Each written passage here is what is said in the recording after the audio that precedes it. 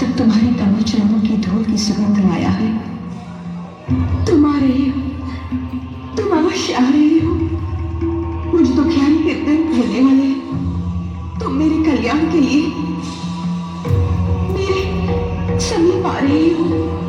हे राम, हे राम। क्या तुम्हें कुछ सारा नहीं?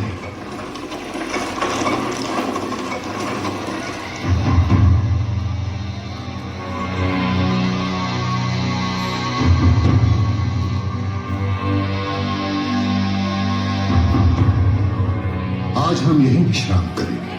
गुरुदेव, इस उजड़े आश्रम में क्या ये स्थान विश्राम के लिए उचित रहेगा? यह सबसे उत्तम स्थान है शिष्य। हम यहां नहीं आए। यह उजड़ा हुआ आश्रम स्वयं हमें यहां खींच लाया।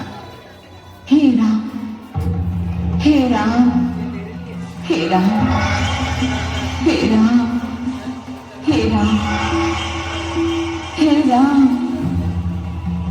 हे राम, हे राम, हे राम। मुझे कौन पुकार रहा है गुरुदेव? तुम्हें ये पुकार रहे हैं शिष्य।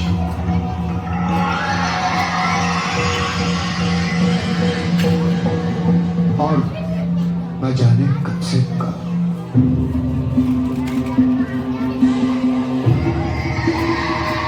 किंतु ये तो पाषाण की प्रतिमा है गुरुदेव।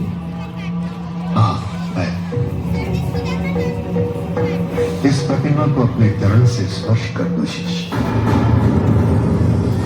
जी, इस पत्थर की मूर्ति को अपने चरणों से छू। गुरुदेव, गुरु के आदेश पर प्रश्न चिन्ह लगाना ना तो शिष्य को शोभा देता है और ना ही उसका अधिकार है। किंतु हे गुरुदेव, नारी पत्थर की भी हो तब भी आदर सम्मान के योग्य होती है। उसे चरणों से छूना महापाप है। मुझे नारी के इस अनादर का साहस नहीं हो रहा है गुरुदेव। नारी के प्रति तुम्हारी पवित्र भावना जानकर मैं गदगद हो गया शिष्य। ये एक विचित्र विडंबना है। इस नारी का कल्याण इसी में निहित है। इसे अपने पैरों से छूकर तुम इसका अनादर नहीं। ये आप किसी बातें कर रहे हैं? तो ये तू हरेंद्र को अपने चरणों से स्पर्श करने की धृष्टता करने जा रहा हूं।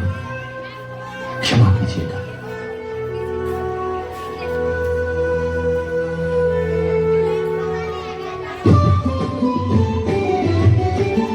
अचरज भयो जगत में भारी, शाप मुक्त भई अबला नारी। पवन चरण राम को लागा, ऋषि पत्नी पाहन तन त्यागा। ऋषि पत्नी पाहन तन त्यागा।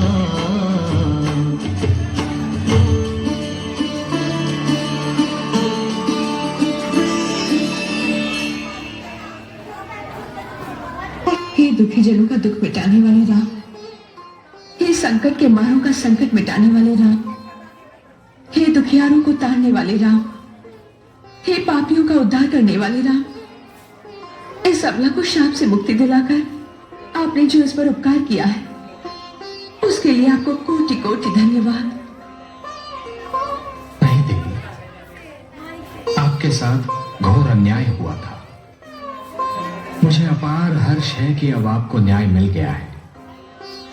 मुझे आशा ही नहीं, विश्वास भी है कि अब तक महर्षि गौतम को भी अपनी भूल का आभास हो चुका होगा, किंतु वो भी विवश थे देवी, क्योंकि नभ से टूटा हुआ तारा, धनुष से निकला हुआ बाण एवं मुख से निकला हुआ शाप लौटाया नहीं जा सकता। केवल उसका दंड भोगा जा सकता है। पश्चाताप की अग्नि में जलना भी तो दंड ही है देवी। महर्षि अब तक उस अग्नि में जल चुके होंगे।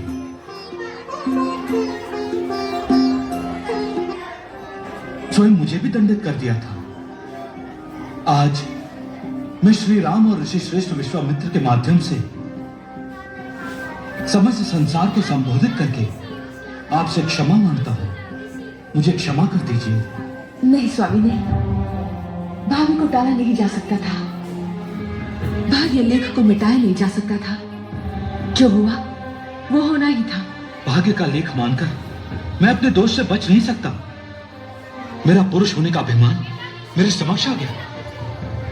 अभिमान विवेक का शत्रु होता है। मुझे इसी शत्रु ने नीचा दिखाया।